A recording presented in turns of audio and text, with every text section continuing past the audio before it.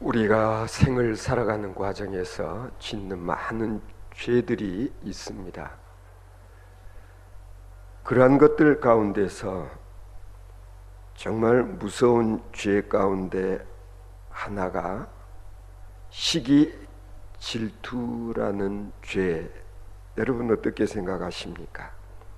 시기하고 질투하는 것이 큰 죄라고 생각해 본 적이 있으신지요?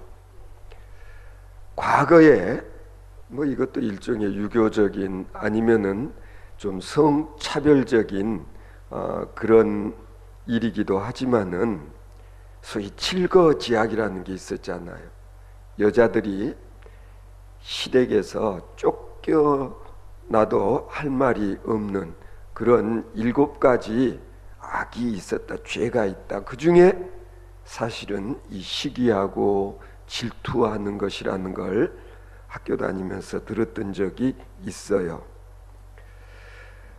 우리들 마음속에 누구에게나 시기와 질투하는 이런 일들이 있기 마련이고, 그리고 사실은 이것이 화근이 되는 그런 경우가 종종 있어요.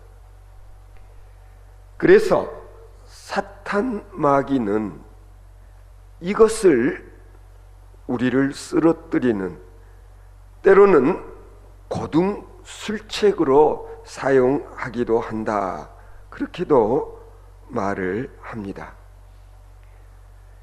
유대 사람들은 동족에게 가령 핍박을 가하는 데 있어서 바울 사도가 당했지 않습니까?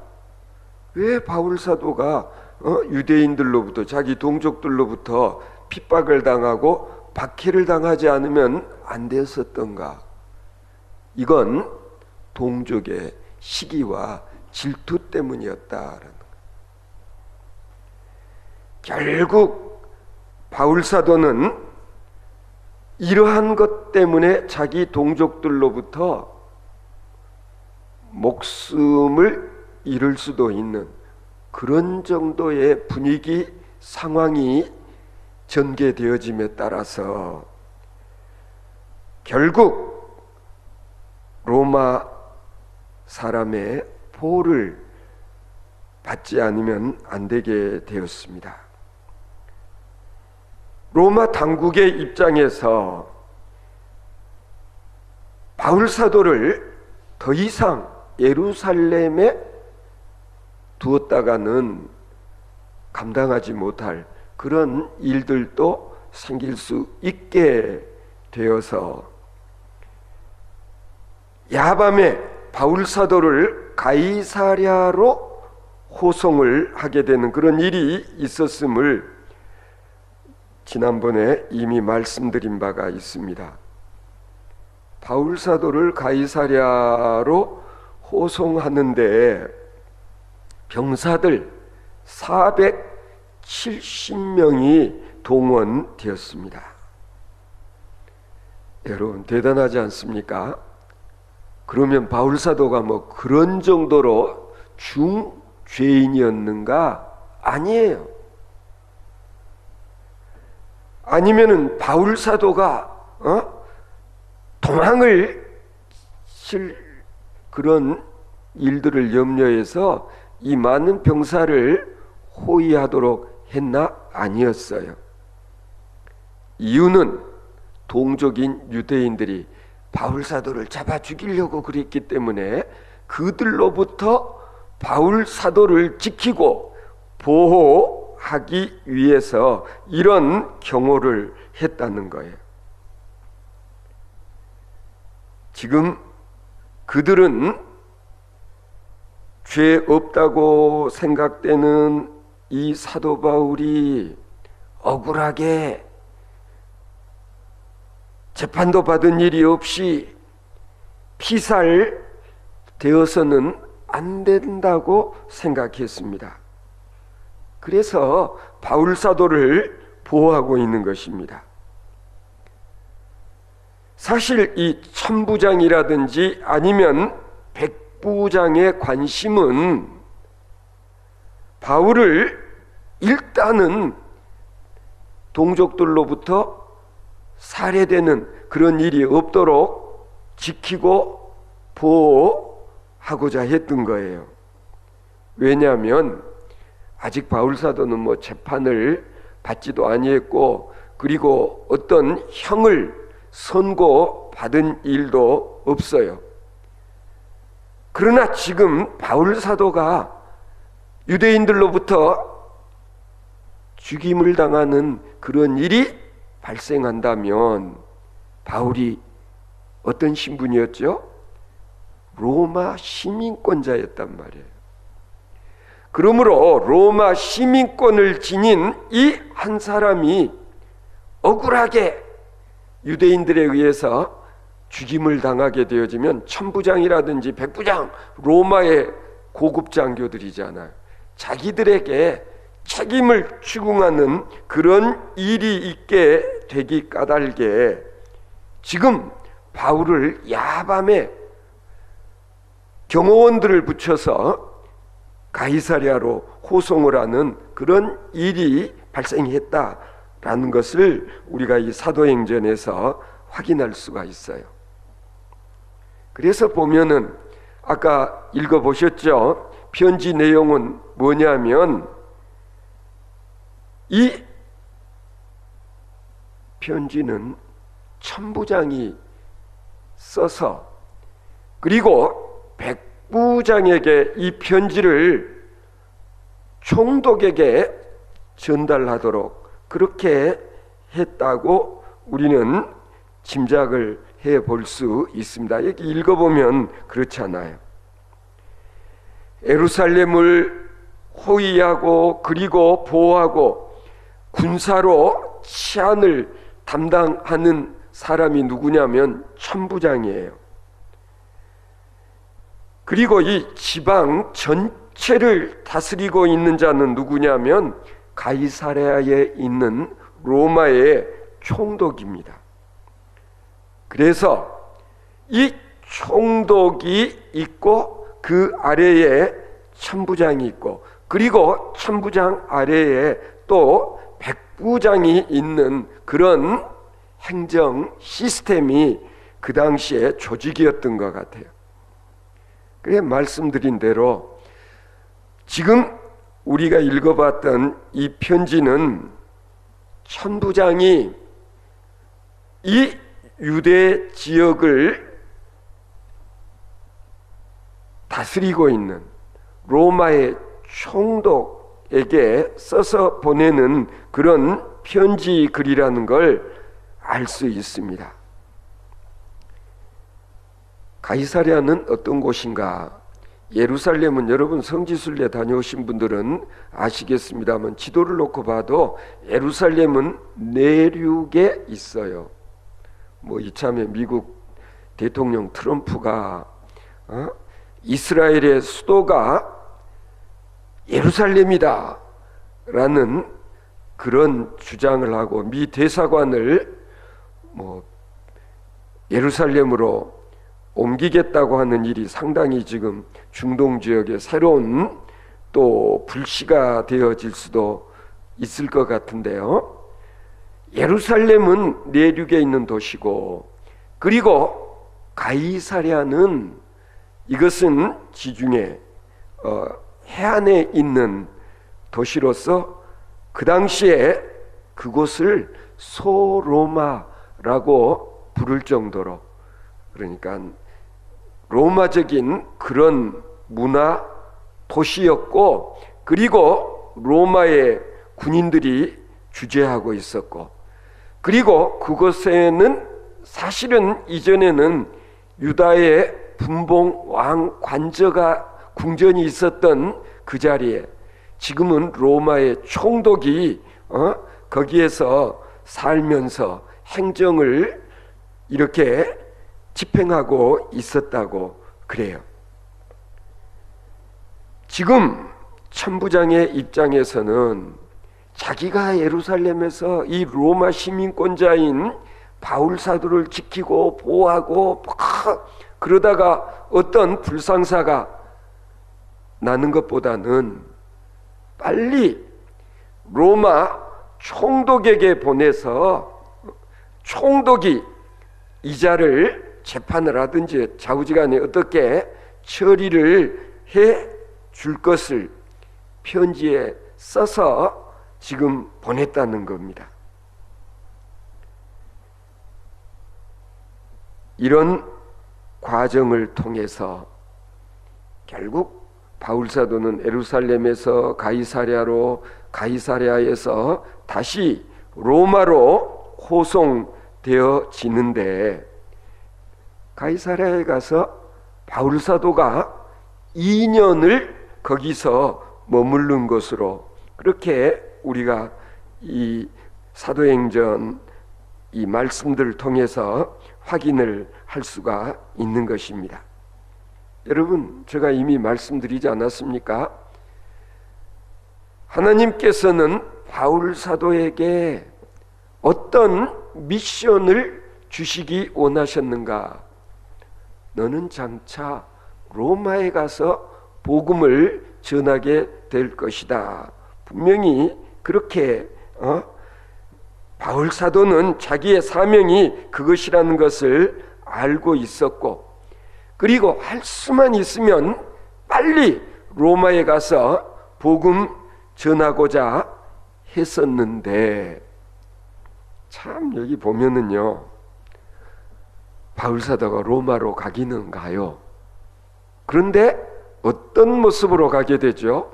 쇠고랑을 차고, 그리고 죄수의 신분으로 결국 로마까지 가게 된다라는 거예요. 이 지역, 즉 유대 지방을 다스리고 있었던 이 총독 벨리스, 이제 천부장이 바울 사도를 그에게 보냈는데, 우리가 이 성경을 좀 이해할 수 있기 위해서, 더 잘 이해할 수 있도록 하기 위해서는 우선 이 총독 벨리스는 또 어떤 인물이었던가 좀 알 필요가 있는 거예요. 그는 로마 황제 클라우디우스 때에 노예 신분에서 자유인이 되고, 그리고 자유인이 된 지 얼마 안 돼서 총독으로 이렇게 발령 부임을 하게 되는, 그러니까 대단히 수완이 좋거나 아니면은 능력이 있는 자였을 것으로 그렇게 추측해 볼 수 있지 않겠습니까?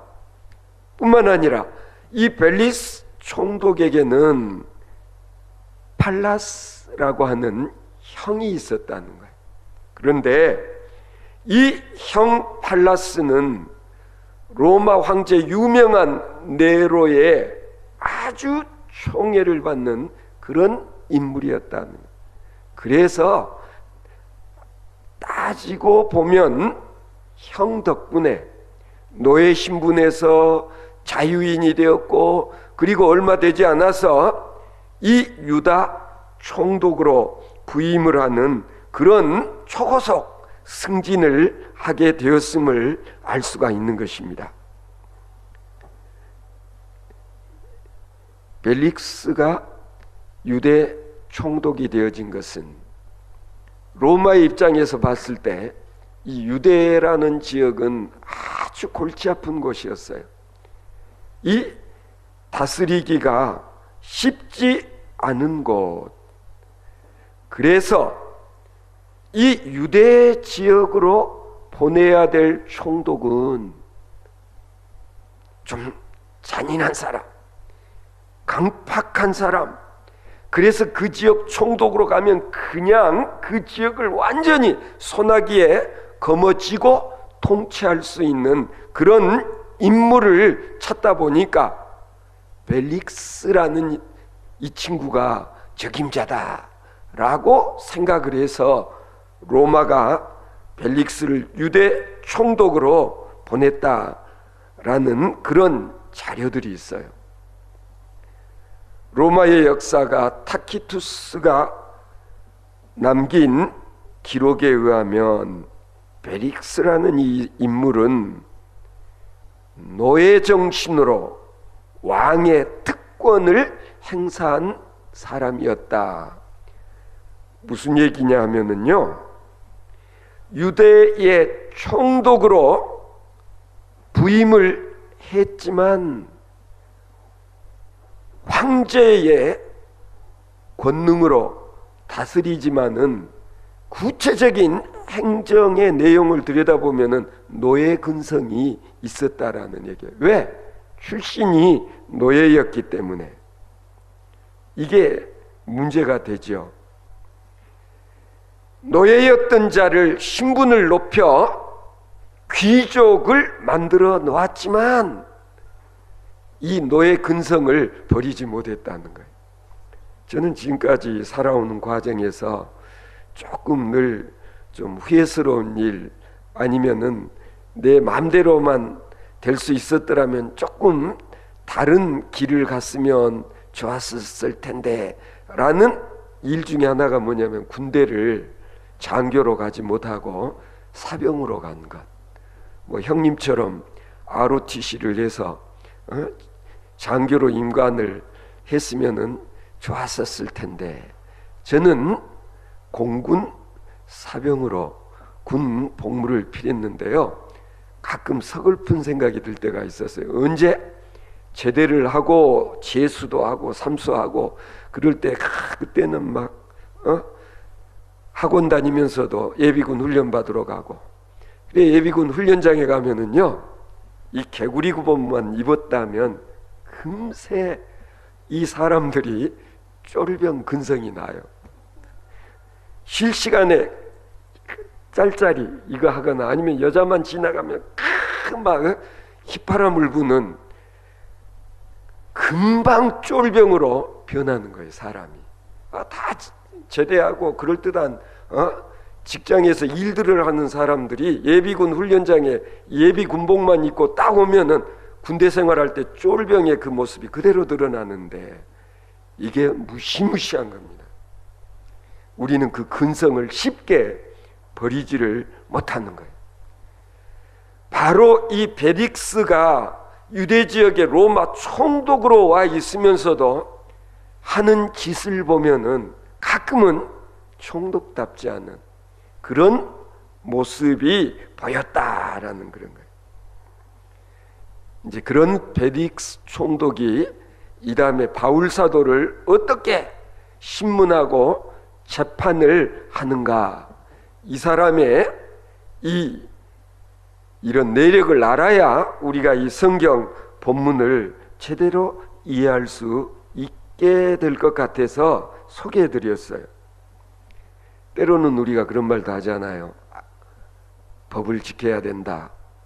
근데 지킬 만한 법이 아니라 악법이 제정이 되어 가지고 사람 힘들게 하는 때가 있잖아요. 그래도 악법도 법은 법이다. 그래서 소크라테스가 뒤에 사형 선고를 받고 독배를 마시면서 그런 말을 했다잖아요. 악법도 법은 법이니까 내가 이 독국물을 마시고 죽는다라는. 여러분, 바울 사도도 실은 그랬다. 여러 가지 마음에 들지 않은, 아니 로마 시민권자로서는 감내하기 힘든 그런 처분을 받고 수갑 차고 쇠고랑 차고 가이사랴로, 그리고 나중에는 로마까지 가게 되지만, 우리가 성경을 읽어보면은요, 바울 사도가 막 항거를 하고 반항을 하고 그러지 않아요. 로마 법에 그대로 순응을 하는 그런 모습을 볼 수가 있어요. 뒤에 계속 보게 되겠지만은, 만약에 벨리스가 총독이 재판을 정의롭게 바르게만 했다면 바울 사도가 굳이 로마까지 갈 필요도 없었어요. 그러나 벨릭스가 재판을 너무나도 엉망으로 하니까 뒤에 바울 사도가 자기가 로마로 가서 황제의 재판을 직접 받고 싶다라고 해서 상소를 하는 일로 인해서 결국 바울 사도가 예루살렘에서 가이사랴로, 가이사랴에서 다시 로마까지 가게 되어지는 그런 일들이 있었음을 이 바울 서신이라든지 사도행전을 통해서 우리가 알 수가 있는 거예요. 나중에 바울 사도가 이런 일들을 다 겪고 난 다음에 빌립보서 1장 12절에 보면 이런 기록을 남겼어요. 나의 당한 일이 도리어 복음의 진보가 된 줄을 너희가 알기를 원하노라. 그래서 무슨 얘기냐? 자기가 이런저런 힘들고 어려운 일을 많이 겪었던 이 모든 것들이 나중에 이제 와서 보니까 오히려 복음의 진보가 되었다. 아하, 나로 하여금 로마에 와서 복음을 전하게 하는 그런 일들이 되었다. 벨릭스 총독이 재판을 제대로 해버려가지고 거기에서 그냥 혐의 없음 무죄 땅땅 해버렸으면 바울 사도가 로마까지 가지 않았을지도 몰라요. 그러나 결국은 벨릭스 총독과 같은 사람이 있었기 때문에 바울 사도는 결국 자신이 로마까지 가게 되었음을 나중에서 알게 되었다는 그런 얘기예요. 자, 오늘 천부장이 쓴 편지 내용을 한번 살펴보죠. 오늘 편지 아까 같이 우리가 읽어봤는데요, 이 내용을 보면 뭐냐면 이자에게는 특별한 죄가 없다는 걸 우선 천부장이 총독에게 이 편지로 써서 보내요. 한마디로 말해서 이 편지는 바울 사도의 무죄 확인 통지서와 같은 그런 편지였어요. 뭐라고 그래요? 내가 아무리 살펴봐도 이 사람에게는 죄가 없습니다. 그건 분명히 하고 있잖아요. 그러나 이방인들, 로마 입장에서 보면 유대인들이 이방인이죠. 저것들이 로마 시민권자인 바울 사도를, 바울이라는 자를 해치려 들기 때문에 내가 이 자를 당신에게 호송합니다. 그렇게 써서 보내고 있잖아요. 이 사람이 죽게 되었기 때문에 잡혀 죽게 된 것을 내가 구해냈습니다. 이걸 또한 강조하고 있는데요. 이게 무슨 내용이에요? 총독에게 편지 쓰면서 공치사하는 거죠. 자랑하는 거죠. 내가 로마 시민권자 하나 자칫 지그들 동족에게 피살될 뻔했는데 내가 그 자를 이렇게 살려서 그리고 지키고 보호하다가 이제 당신에게 보내니까 당신이 그를 알아서 처리하시는 게 좋을 듯 싶습니다. 뭐 그런 식의 편지잖아요. 여러분, 우리가 또 비슷한 그런 경우 성경에서 찾을 수 있지 않습니까? 어떤 사건이 떠오릅니까? 예수님이 총독 빌라도에게 재판을 받을 때 빌라도가 몇 마디 신문을 해보니까 예수라는 자가 죄가 있어요 없어요? 없다는 걸 뻔히 알았으면서도 누가 난리를 쳐요? 유대인들이 십자가형에 처라고 막 난리 법석을 부리니까 결국 어떻게 합니까? 손까지 세숫대야에다가 씻으면서 다음에 이자의 처형에 대한 책임은 너희들이 져라. 마태복음 27장 24절에 보면 그런 기록이 있잖아요. 나는 무죄하니 너희가 당하라. 빌라도가 한 말이에요. 나는 이자에 대해서 무죄하다. 알기는 알았어요. 자기 와이프가 아침에 출근할 때 예수라는 이 재판 잘해라, 조심해라. 이 빌라도 총독의 와이프도 느낌이 있었어요. 예수가 보통 사람이 아니라는 것을. 잘하라고 그렇게 이야기하지 않았습니까? 결국 비겁한 빌라도는 예수는 무죄하다는 것을 알고서도 내주고 말지 않아요. 왜? 혹시라도 또 유대인들이 밀란이라도 일으키면은 골치 아파지니까, 오히려 자기가 입장 곤란해지니까 결국 예수를 넘겨주고 마는 그런 일이 있었던 것과 마찬가지로 지금 천부장도 그런 식으로 바울 사도를 총독에게 요즘 말로 하면 뭐예요? 패스해버리는 거예요.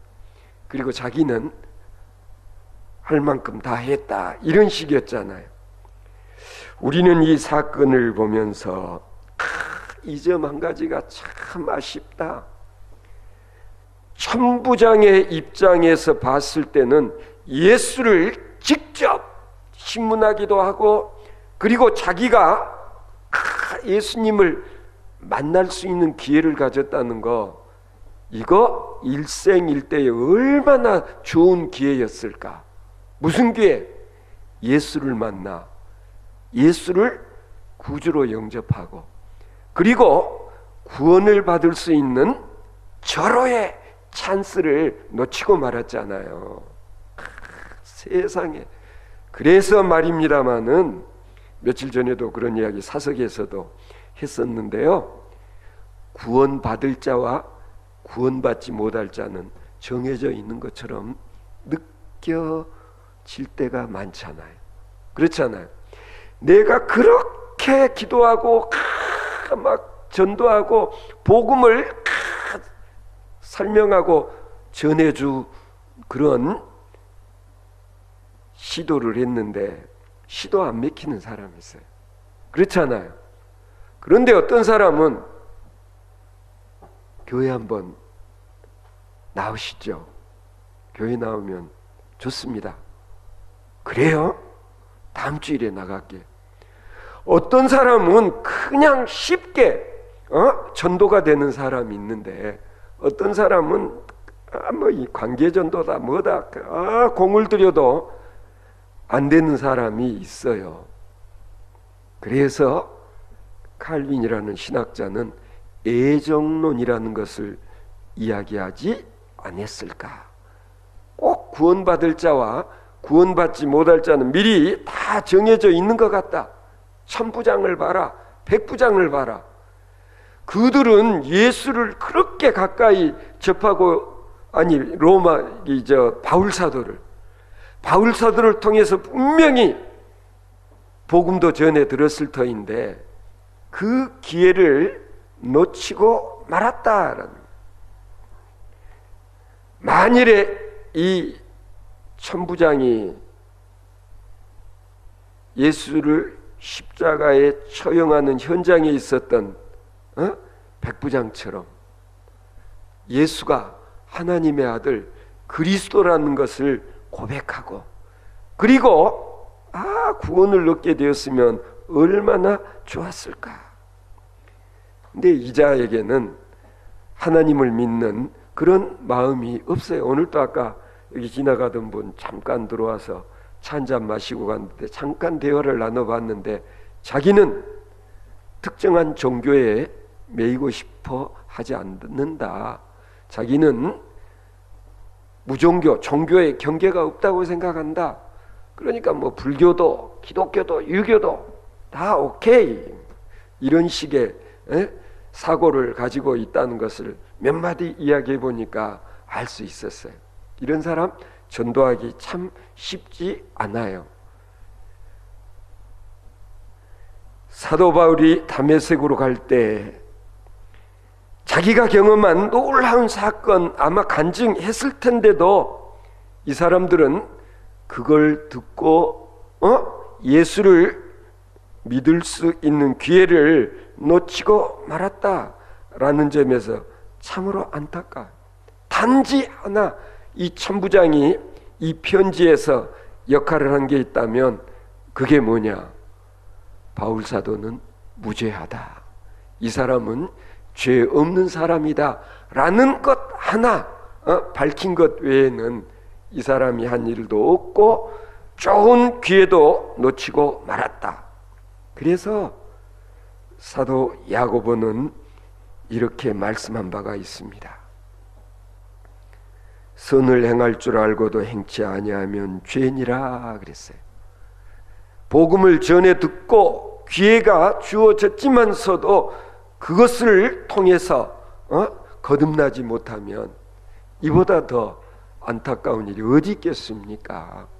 그래서 우리들은 오늘 천부장의 편지를 보면서 아직까지도 우리 주변에 이런 사람들이 널려 있다는 사실을 인정하고 그래도 한 영혼이라도 더 구원하기 위해서 노력하는 전도인으로서의 사명을 계속하는 바울 사도와 같은 그런 역할을 충성되이 감당할 수 있는 저와 여러분들 되어질 수 있기를 바랍니다.